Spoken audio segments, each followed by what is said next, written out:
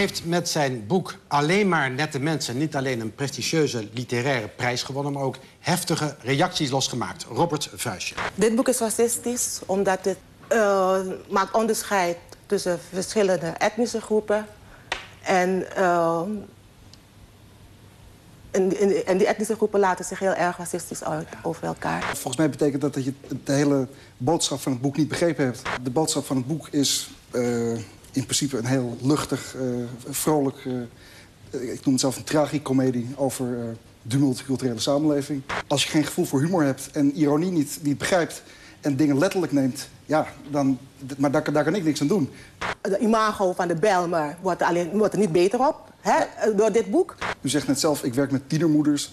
Nou ja, in het boek komen inderdaad tienermoeders voor. U werkt met ze. En nou ja, dat is ook iets wat in de Bijlmer aanwezig is. Ja, ik weet niet waarom het verboden is voor mij om daarover te schrijven. Ik ga mijn lul toch niet in een vuilnisbak stoppen. En wat als je kinderen krijgt? Dan zit je met een kansloze koffieboon. Maar u verwart nu een fictief karakter uit deze roman, die ik zelf ook, wat hij zegt, is belachelijk.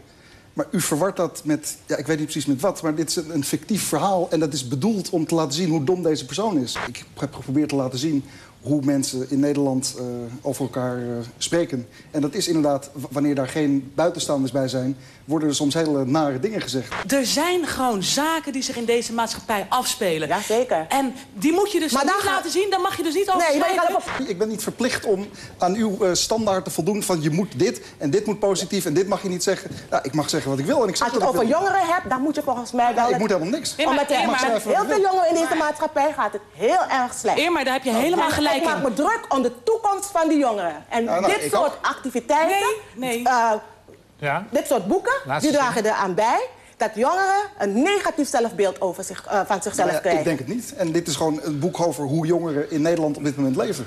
Nu reist hij de hele wereld af om te kijken of de homorechten wel worden gerespecteerd. Boris Dietrich. Mijn taak is het om te proberen regeringen, mensen te overtuigen in landen waar homoseksueel gedrag strafbaar is gesteld. Dat is in 77 landen in de wereld. En in 8 landen in de wereld staat er zelfs de doodstraf op. Nou, mijn taak is het om te proberen daar verandering in te brengen. Ik heb natuurlijk ook gevraagd aan Russen zelf, waarom zijn jullie zo ontzettend fel tegen homo's? En de leiders uit de Russische orthodoxe kerk zeggen gruwelijke dingen. Homo's zijn ziek, moeten behandeld worden, zijn zondaars.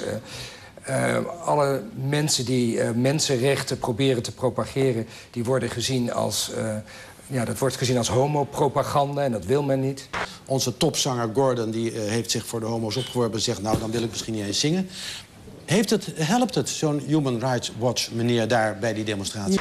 Poetin werd boos toen dat rapport ter sprake kwam en die raakte geïrriteerd dat westerse landen tegen de Russen over mensenrechten beginnen. Maar Rusland is ook lid van de Raad van Europa, er zijn 47 landen lid van, en krijgt daar op zijn kop. Dus in die zin heeft het enige invloed, alleen op straat in Rusland is er nog niks veranderd. En dat zal aanstaande zaterdag, als die demonstratie plaatsvindt, zullen er weer, denk ik, ongeregeldheden ontstaan. Ja. Naar welk land moet je niet gaan wonen als je homo bent? Ik zou mensen afraden om in Iran of Saoedi-Arabië of Irak of Soudaan te gaan wonen. Want als iemand jou verraadt en zegt je bent homo, dan de procesgang deugt ook in dat soort landen niet. Dan kan je opgehangen worden. Ja. Wat is mentalisme?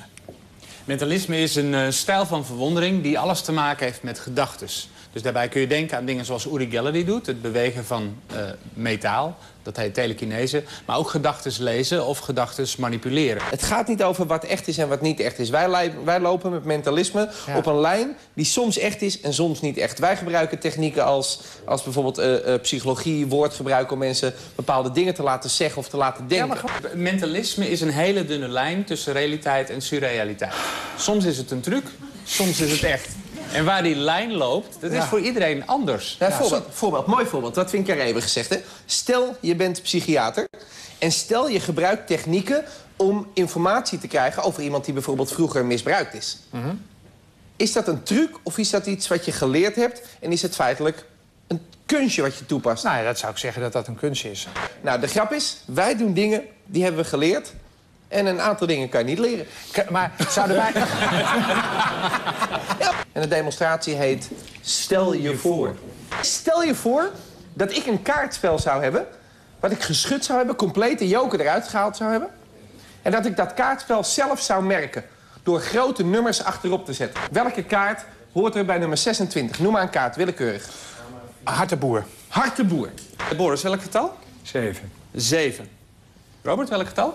10. 10. Stel dat dat kaartspel echt zou bestaan. Dan zou ik dus een kaartspel bij me dragen wat ik zelf gemerkt heb. En bij die ruiten 3, waar jij bij dacht 7, is dat inderdaad een perfect match. En als het goed is, en dat hoop ik, staat op die 10 precies op de andere kant de klaveraas. En stel je nou voor dat dit zou kunnen. Ja, dat zou een wonder zijn. Het is een combinatie van het gebruik van onze woorden en misschien een heel klein beetje technieken die andere mensen niet gebruiken.